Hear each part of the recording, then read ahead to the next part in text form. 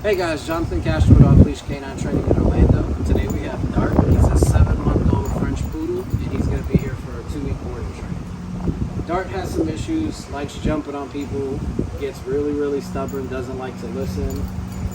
Seems to be a little sketchy when he meets new people or hears different sounds, but we're going to see what he knows. Dart, come. Come. Dart, come.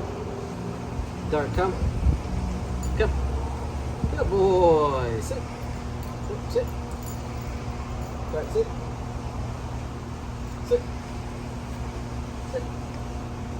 Sit. Dart, down. Down. Dart.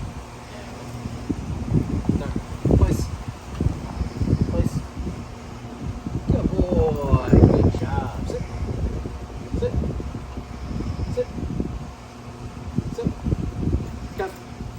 Good boy. So we can definitely see he needs some help with his commands, and I'm excited to see what he looks like in 2 weeks.